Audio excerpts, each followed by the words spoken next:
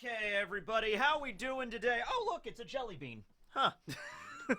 You know, there's a rule, okay? Whenever you find a jelly bean on the floor, you have to eat it. Now, I know what you might be thinking. Like, okay, does that mean you eat anything off the floor? No, you don't eat random crap on the floor. Please do not eat random crap you find on the floor. But I don't know why, but specifically with jelly beans, if you find a jelly bean on the floor, you have to eat it. I'm thinking cherry or strawberry. It's strawberry. It's like, all right. It's okay, I guess. What's your favorite jelly bean flavor? There you go. No, I'll stop you right there. They're the popcorn ones. The popcorn ones are the best. Okay.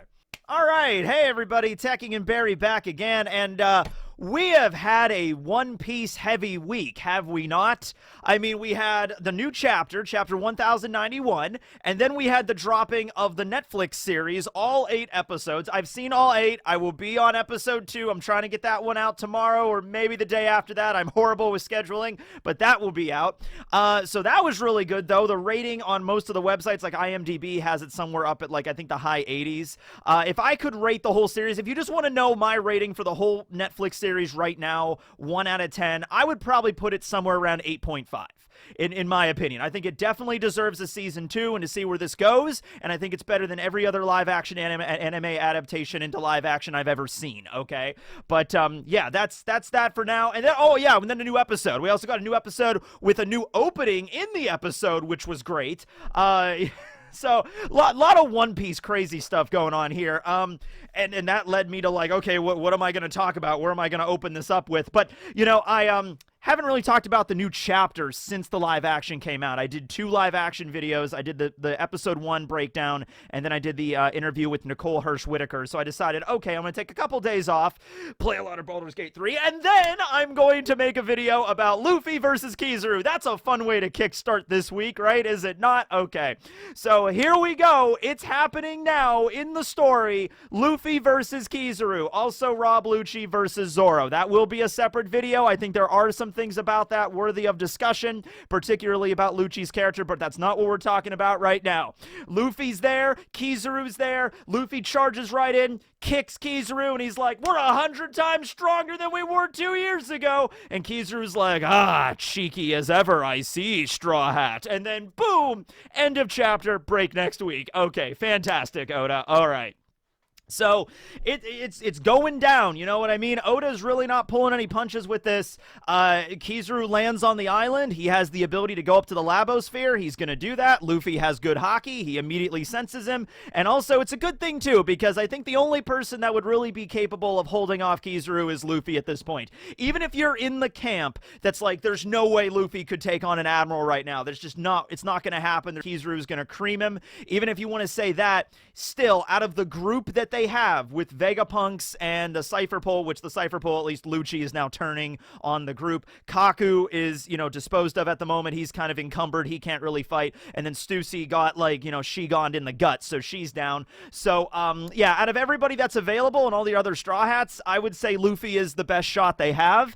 But let's really break this down. Okay, so I did actually a video about this. I remember as soon as Luffy went into Gear 5th, pretty much, I did a video on, like, how Gear 5th would go up against the Admirals, all right? And I'll leave that video in a link up here to go check that out in the full breadth of, like, also, I think I just did Aokiji, Akainu, and Kizaru. I didn't cover Fujitora and Green Bull yet. We didn't even really know about Green Bull at that point in the story. It was, like, kind of like a while ago. This was, like, right after Luffy went Gear 5th, okay?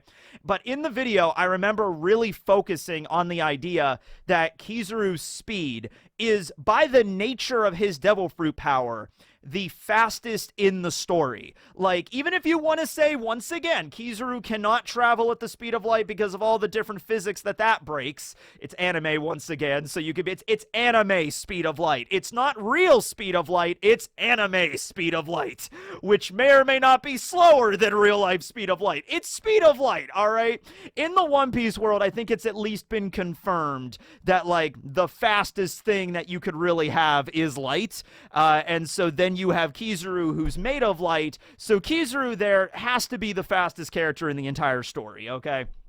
You know, unless we do, in fact, start getting gods and stuff involved here, okay? Which we kind of have, because people brought up, it's like, wait a second, Kizaru has the Pika Pika no Mi. He can maybe move at the speed of light. He has the power of light and lasers and everything. Luffy is the literal sun god. Now, I don't know if that's actually going to lead into anything. I don't know if Luffy's like the sun god in the sense of like literal powers of like fire and radiation and heat and light in that respect, or if it's the idea that Nika was the sun god because Nika brought like, you know, happiness and joy and hope to all the slaves that were living in the One Piece world. So is it more metaphorical or is it more literal?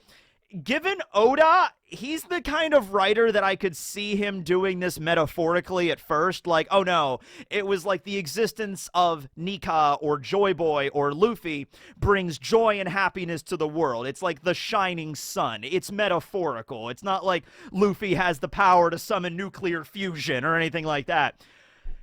But then again, you could also see Oda spinning it later where, oh no, Luffy actually does have that ability. You know, you can kind of see it as well there. Okay. I'll say this. Even if Kizaru could travel at literal speed of light, if there is any ability that's enough of a wild card to avoid those attacks, it's Luffy's fruit. Okay? Luffy's fruit utilizes Toon Force. And once you've thrown Toon Force into a story, that is kind of the ultimate. It's like Asta's anti-magic in Black Clover. You know, it's just like, yeah, this is kind of the outlier that none of the other abilities really sync up with that can kind of like counter sort of everything. That's kind of Toon Force here. Toon Force is anti-magic to One Piece, I guess. It's kind of like that, though, where the whole point of Toon Force is it kind of breaks reality. It kind of molds and bends the physics of the world to the user's liking. In this case, it's Luffy. So, like, you know, for example, when Kaido fired off his Boro Breath, Luffy just grabbed the ground, turned it rubber, raised it up, and then it just and then shot the Boro Breath right back at Kaido. That doesn't make any sense when you really think about it, but it happened, and that's all. Hey, that's the logic we're going with in the story that has been put in place by Oda, so we're going with it here. So if you want to have a scene, and I even brought it up in the review, if you want to have a scene where, you know, Kizaru's fighting Luffy and he's like, all right, Straw Hat, let's see if you can dodge this. Yasakaini no Magatama, and he starts launching the laser barrage, the air raid of lasers, the air raid of razors. That would be terrifying. That's like Senbon Sakura kind of. But no, he starts firing all the laser beams, and Luffy's just like, oh no! And he goes into gear 5th and his eyes pop out of his head and he just starts moving around just like, yeah, exactly, just like that, Luffy, just like, whoa, yeah, check me out, I'm dodging laser fire, you know? He's turning his body into like holes like Swiss cheese in order to dodge all the lasers. Once again, you'd be looking at that and you'd be like, yeah, that's on point from what we've seen with this power, what it could do, okay? If you want to say Luffy has those kind of capabilities now, or if Luffy just grabs the ground, same thing he did with Kaido, and raise up a shield and all the lasers gets knocked back at Kizaru, it's not going to damage him. Unlike with Kaido was not a Logia, okay? So getting hit with his own Boro Breath, that would actually deal damage to Kaido. Getting hit with his own lasers, that's not going to do much to Kizaru, okay? Like, that's not really going to do anything to Kizaru, honestly. Kizaru could charge up the biggest damn solar beam, laser that hyper beam that he wants to do, fire it at Luffy. Luffy could bounce it right back. It's like Kizaru's like, oh no, he's firing back my laser, zoop, and just absorb it back into himself. So I think that was another key point in the video I made, and that was like over a year and a half ago.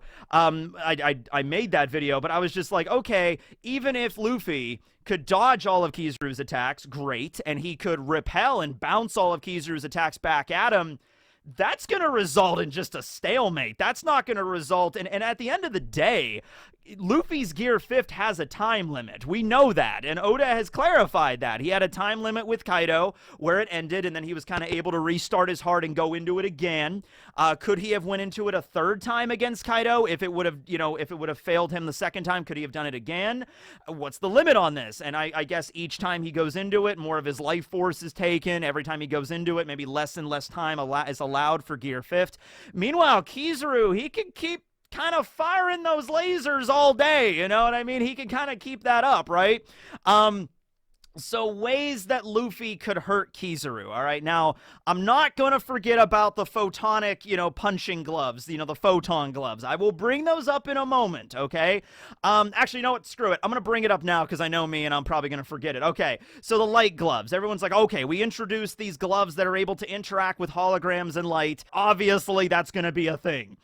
Actually, you know what would be a baller move from Oda? To use those things as like a red herring, like Atlas walks out of the lab with the photonic gloves, just like, it's okay, Luffy, I'll help you, and then she goes to punch Kizaru and he just grabs the glove and just breaks it, and like, oh, I thought that was gonna go somewhere with those things. It's just like, oh well, science has failed you, boom, like that would have been funny. No, it's gonna be a roll. But here's the thing, so using the photonic gloves, you can punch Kizaru and interact with him. But you could also have the exact same effect with hockey. You know what I mean? Like, that's the whole point of hockey, armament hockey, especially the level of hockey that Luffy's up to right now. He can also come in contact and punch Logias. Now, the only exception with this is like using your Logia power to actually detach your body in a way that you can't actually, interact with it. We saw this with Whitebeard when he went to go stab Aokiji at Marineford. He takes Murakumo Giri, he charges up with Haki, he runs Aokiji through, but it didn't actually stab Aokiji because he's made of cold. He's made of ice, essentially. He could just mold his body so there's a hole where the attack went through. It didn't actually hit his body, it hit the air. Kizaru can do that, but he could do that on even a better level. We saw that even in the last chapter when Sentomaru goes to stab Kizaru, slice Kizaru with his giant freaking battle axe.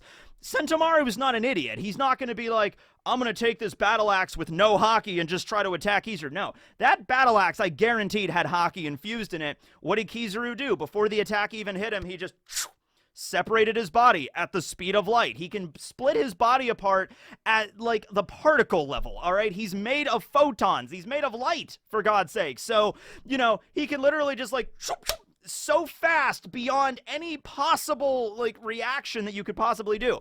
So that's another problem for Luffy. Even if Luffy, let's say Luffy had the gloves and he had Haki and whatever, if he can't physically punch Kizaru, it's not going to do much, you know what I mean? And it also just lends to the whole thing with the gloves of just like, the gloves would honestly be best suited used by someone that doesn't know armament hockey, because it would allow somebody that doesn't have armament hockey to fight specifically Kizaru, not just any Logia, but specifically Kizaru, because they can interact with light now, okay? So you would need somebody that fights primarily with their fists to put on the gloves and would also be skilled enough with like reaction time and movement and attacks to punch Kizaru, to actually help out Luffy in this fight. That's what I think the gloves are going to come into play here. I don't think the gloves are going to be put on by Luffy because he has Haki. He's already good.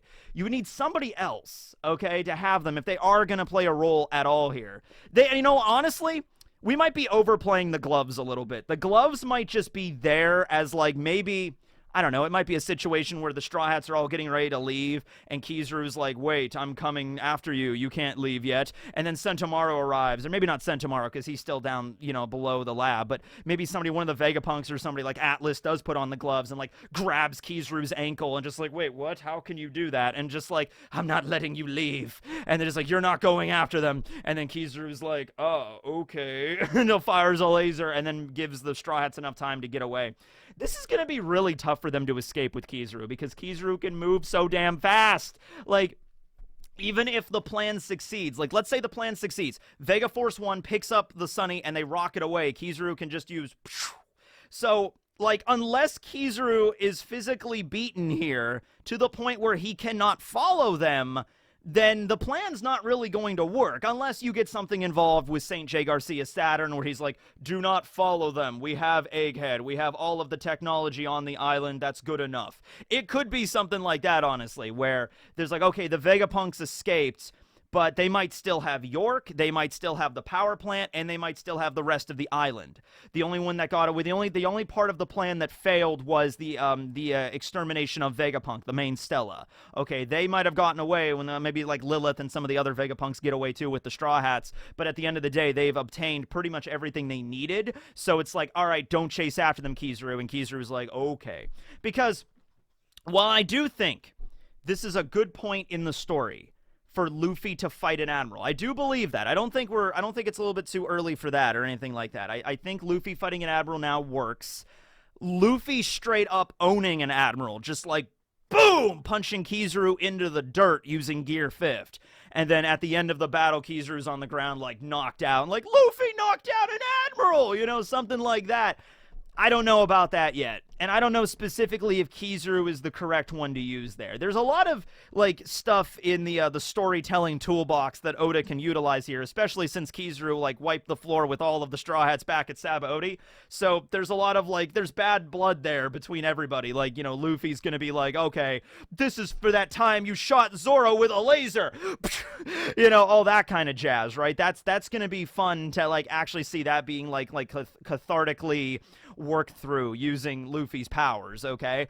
But man, I am really trying to think of a way here, like a logical way, unless Kizaru, because Kizaru himself is very unpredictable. I'm trying to think of a way where Luffy could go into Gear 5th and use some technique that could realistically hurt him.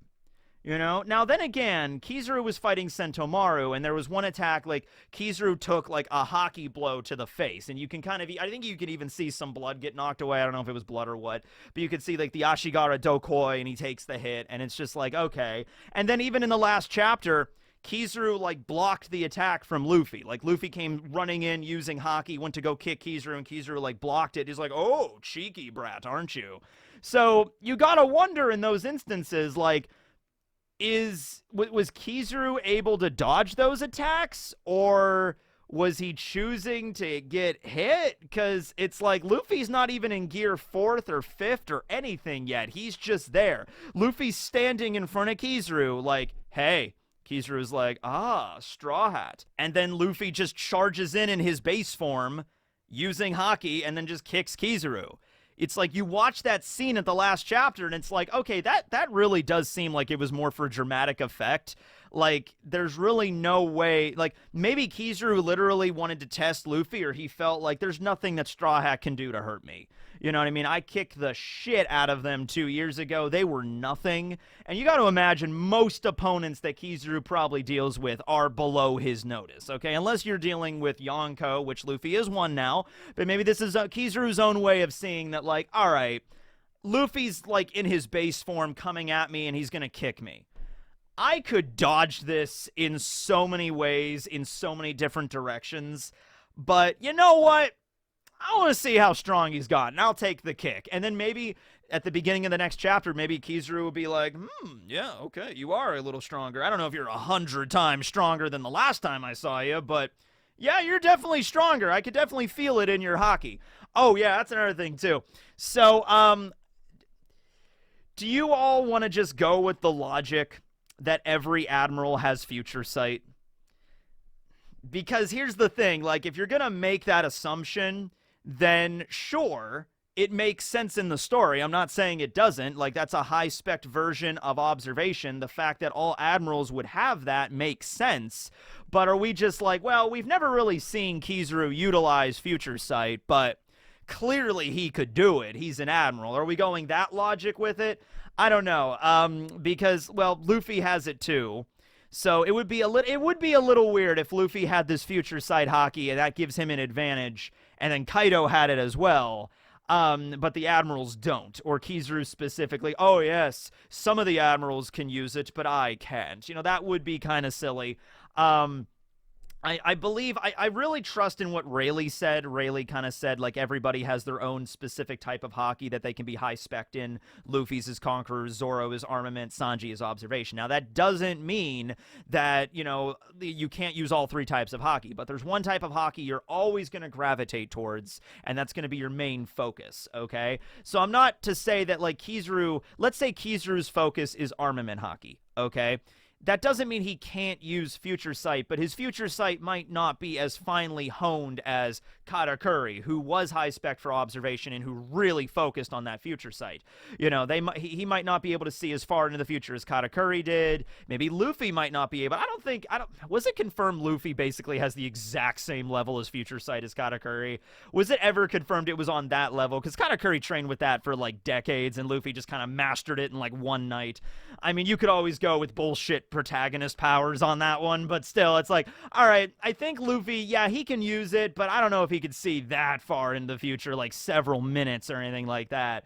And so, yeah, I think all of the admirals having it makes perfect sense, but I really need to see how Kizaru utilizes it, okay? Kizaru might also fall into the category of, like, he has an insanely OP Devil Fruit. Like, one of the, if not the strongest Logias in the entire story. Stronger than Eneru's Goro Goro. Stronger, I would even maybe say, like, in terms of application in battle, stronger than even Akainu's Magu Magu no Mi. The Magu Magu no Mi, pretty much in terms of, like, sheer destructive power, is really high. Like, the 10 out of 10, 11 out of 10, or whatever you want to say. But, like, Kizaru's speed plus the destructive power, I mean, the lasers and everything, that's crazy powerful, okay? So my point is, Kizaru might have just spent most of his life focusing on that. Yeah, he knows hockey. Yeah, obviously he knows high levels of hockey. They were able to block the attack back in Marineford. They were able to use, like, the invisible force, the Ryuo hockey, that kind of stuff. He's able to do that. But it's like, when you're Kizaru and you're fighting pirates for most of your day, you know, how do you take out, like, Kizaru literally has the power to take out an entire pirate fleet by himself. You know, it could be like, you know, Admiral Kizaru, pirates are attacking Jelly Bean Island. You need to help. All the jelly beans are going to be destroyed. And Kizaru's like, I like jelly beans. Zip. Pew, pew, pew, pew, pew, pew, pew. Oh my god, you sank 7 ships in one attack. It's like, yeah, it's just what I do. You know what I mean? Like, that's Kizaru's power, all right? So he might have been like, yeah, I know armament hockey, I know observation. I don't think it was confirmed. Actually, I think the only admirals that know conquerors, if we're going to go with Garp and Sengoku, I think are the only ones that know conquerors hockey. I might be wrong on that because there's been a lot of Marines introduced recently and a lot of stuff we've been finding out about the Marines, so there might be others that I'm not thinking of. But I don't think it was confirmed any of the admirals, at least, know Conqueror's hockey. Okay, might be wrong on that, but we'll see how that goes. And there's an idea for that because Conqueror's hockey is the idea of the will of a conqueror, will of a king. And if a lot of the Marines are all listening to the higher-ups, like, you know, Kizaru especially, you know, in the last few chapters, his whole thing was like, I'm just a cog in the machine, Sentomaru. I take my orders from higher up. That's just how it goes, and I follow without question. That's the rule of an admiral, you know? So it's like, would somebody like that have conquerors because you're kind of going against it? Like, even somebody, like, not to say you can't work under somebody to have conquerors, like Zoro and Rayleigh disprove that, but, like, Zoro wants to be the greatest swordsman in the world. Him having that willpower makes sense that he would have unlocked conquerors hockey. But when it comes to the admirals in that sense, like Garp is like, I want to be super free, and he even turned down promotions for that reason. Him having conquerors makes sense. Sengoku was the fleet admiral, so him having conquerors really does make sense. He was kind of at the top of the Marines. But, you know, Kizaru having it, I wouldn't be surprised if he did, but I could see reasons why he wouldn't have it, okay? But that's still, I'm still sitting here, still trying to figure out a way that Luffy could actually hurt him. You know, other than just Kizaru, like, standing there and be like, okay, Straw Hat, I'll take a hit, go for it, you know what I mean? You know, honestly, though, Luffy could just go into Gear 4th. He could try that. Like, he might not even go into Gear 5th right away. He might, because Gear 5th does drain a lot of him. Luffy might try, like, all right, you're an admiral. I've never actually fought one of you guys in, like, it's been 2 years, you know, since I've trained, since I've got stronger. So I want to see where I can really go with this. Luffy might try Gear 2nd and 3rd first, because we don't really see those forms anymore. He might do that just to see where we go. And then after that, he goes into Gear 4. If Snake Man tries to use Culverin or something, like, he tries to do the thing where he attacks from the front and then it moves around the battlefield and then attacks Kizaru from behind. But would that work on Kizaru? It'd be like, oh, you tried to attack me from behind. I can just disassemble at the particle level. You can't even, you know, I'm picturing a scene kind of like in Dragon Ball when Piccolo does the Hell Zone grenade, where Kizaru just breaks his whole body apart into glowing orbs all over the battlefield and, like, detonates them all at the same time. You know, because if Kizaru wanted to, he could kind of do that, you know what I mean? mean? Oh, something else that Kizaru's never really shown before, I think in one of the video games he did. So all of the original admirals have attacks that are named after and feature their animal. So Akainu is Red Dog. So he has a technique called Red Dog. That's a giant dog face, made like a bulldog made of magma. Aokiji is Blue Pheasant. So he has a technique called Pheasant Peck or Pheasant Beak, depending on the translation. So it's a giant ice sculpture that's a pheasant. Makes sense. So Kizaru is Yellow Monkey. In fact, the real way I should be pronouncing his name should be Kizaru, not Kizaru, but I like Kizaru. I don't know. So Kizaru, but Yellow Monkey, using a technique that's like shaped like a monkey that like flashes bright or something. I think in one of the games he uses it. I think it was like a not Game Boy, a Nintendo DS game. He uses it. But yeah, we haven't actually seen anything like that in the story. So I'm actually kind of looking forward to that in the fight. I kind of want him to see him using the giant maybe it's like see no evil, hear no evil, speak no evil kind of thing, where Kizaru summons 3 monkeys, and it's perfect because he's fighting Luffy, who's Monkey D. Luffy. So 3 monkeys against a monkey. And Luffy's like, oh my god, there's so many monkeys here. All right. And then the Sariyama Alliance shows up. And then Mashura and Shoujo show up. And just like, did you say monkeys? It's like, monkeys. The Zoe arrives and Barietti shows up. It's like, monkeys? Every monkey in the story shows up. BB shows up. Everyone shows up. Actually, I'm more of an ape. Whatever. All right. So I want to see that. Okay. Let's see. So, the thing that really is messing me up right now, I'm telling you the thing that really is messing me up. Kizaru took a hit from Sentomaru. He took a hit from that Ashigara Dokoi thing. But when he took that hit, he immediately took the hit, got knocked into the sky, and then fired a laser. So you gotta wonder. And Kizaru was fighting Sentomaru, who's a friend. He doesn't want to kill Sentomaru. He was kind of ordered to kind of just ignore him. That was actually an order that Kizaru kind of, belayed. He kind of went over that. It's just like, because he's like, oh, I have to go deal with, I got to go deal with the Straw Hats and Vegapunk, but Sentomaru's also there, and he's a really good friend of mine. And St. J. Garcia is just like, ignore him. Just fly over him and go into the lab. And Kizaru's like, well, I can't really do that. It's just not in my nature to ignore somebody like that that's giving it their all and somebody I know. So maybe part of it is Kizaru fighting Sentomaru, and he's like, okay, I'm going to let him get some hits in just for the sake of his pride, just for the sake that we know each other, because it's like, once again, Kizaru's dodging the axe, he's dodging so many attacks, but he gets hit by that thing. Granted, it was a hockey shockwave technique. When the Asagara Dokoi is him using the shockwaves to hit Kizaru from a distance, maybe that might be a way. Maybe that's what Luffy has to utilize there. He's like, okay, I can't physically punch him. Even in Gear 5th, I can't actually punch him with my fist. That's not going to happen. So Luffy's like, all right, well, let me try this Ryuo thing. Let me try the shockwave thing. Does Kizaru know he has that ability? I guess he might, because Cypherpole was observing the fight between Luffy and Kaido, so Kizaru might be aware. Even if he doesn't know, he should be aware of Luffy's a Yonko now. He's really strong. He has this crazy powerful Gear 5th awakening form. They would know about that because it's on the wanted poster, for God's sake. So, with all that being said, Kizaru might get to the point where he's just like, okay, he probably knows the, Ryuo, the hockey shockwave kind of stuff, the same thing Sentomaru can do. So Kizaru might be surprised. Maybe Luffy will try it on him, and then Kizaru will be like, oh, okay, you could do that. That's cool. But maybe I'm just missing something really obvious here, because I'm thinking of all the techniques Luffy used against Kaido. Like, Luffy's like, here comes the giant fist. It's just like, Kizaru can dodge the giant fist. There's no reason why he couldn't dodge the giant fist. All right, Luffy can make himself bigger. That's actually going to make him more encumbered because Kizaru could dodge him even more. All right. Also, the idea that Kizaru is not even really there to fight Luffy. I mean, yeah, oh, yeah, that's right. I remember somebody brought that up. Remember when Lucci and Stussy and Kaku arrived, and Lucci wanted to go fight Luffy, and Stussy's like, you need special permission to go fight a Yonko. You can't just go do that. And then Doll said the same thing to Garp. So maybe the rule is different for an Admiral, because Garp was technically a Vice Admiral, and Lucci was Cypherpole Zero. Kizaru is a legit Admiral, so he might be able to engage with Yonko of his own free will. But if not, St. J's right there. Maybe he's like, yeah, you have the permission. Go ahead. I don't care. Go fight Luffy if you have to. But at the end of the day, couldn't Kizaru just zip away from Luffy and go destroy? I mean, okay, I'm just going to paint an image for you here, okay? Kizaru's going after Vega Force 1 and the Sunny right now. Luffy shows up to stop him. What is preventing Kizaru from using his ability, like Yata no Kagami, to zip over to the other side of the battlefield and just blow up the Sunny? Or blow up Vega Force 1?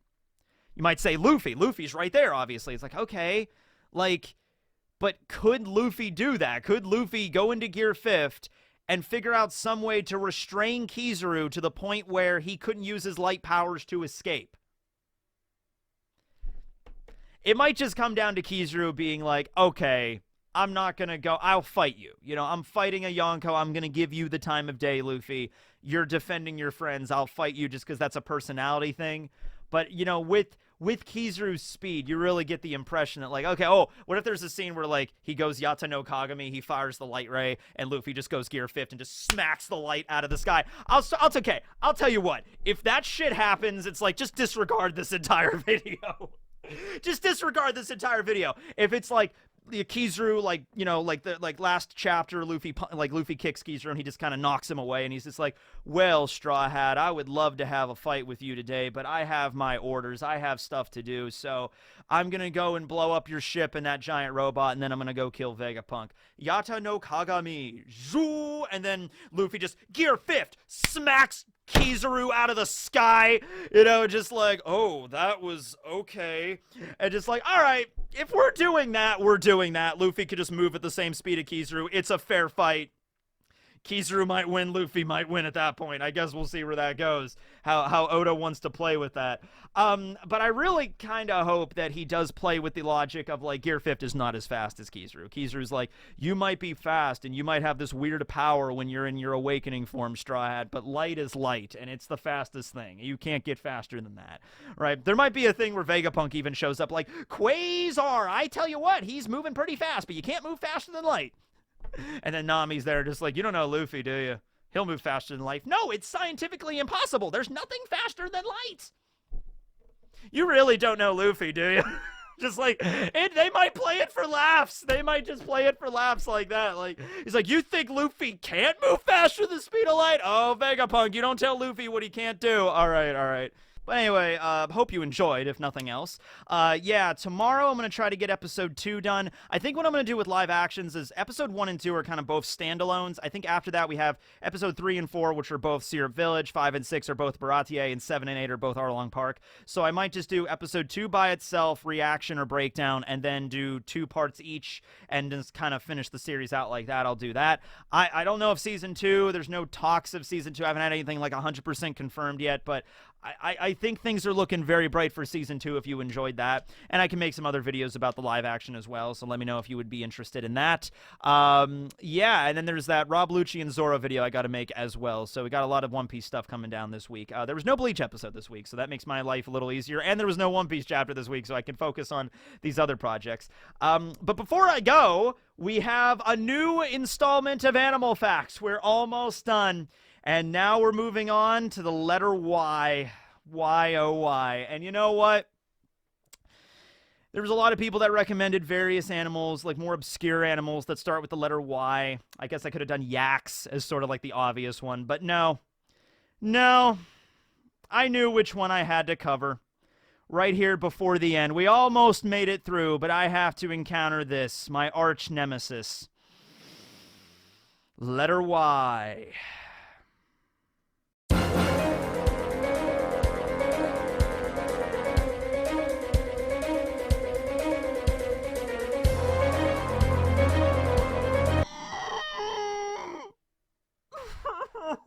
Okay. You know how with every other installment of Animal Facts, I try to play the nice guy of like, oh, look how majestic these animals are. Even the ones that might be misunderstood, like the vampire bat or the vulture. You know, vultures might look disgusting and they piss on themselves all the time and they eat dead animals and stuff like that, but they play a very vital role to the environment. Those animals deserve a place. Oh no, we're not playing that game with Yellow Jackets. Yellow Jackets are assholes, all right? Yellow Jackets, you know, they're just like like, I saw a meme the other day that perfectly encapsulated Yellow Jackets. It's, you have bees, right? You have honeybees that live in their nice little homes and they make candy, and then you have their evil arch nemesises that live in fortresses of terror that cause pain and suffering wherever they go. Yellow Jackets are six-legged demons straight from hell. I don't think I believed in hell, but I believe in hell now. And Yellow Jackets are demons from hell living out the duties of the Wasp Devil, okay? They are here on this planet to cause as much pain and misery as physically possible. I'm rather partisan on this issue, but we're going to have fun with this, okay? So yeah, Yellow Jacket facts. Get ready, people. Here we roll, okay? We're ending this out with a bang.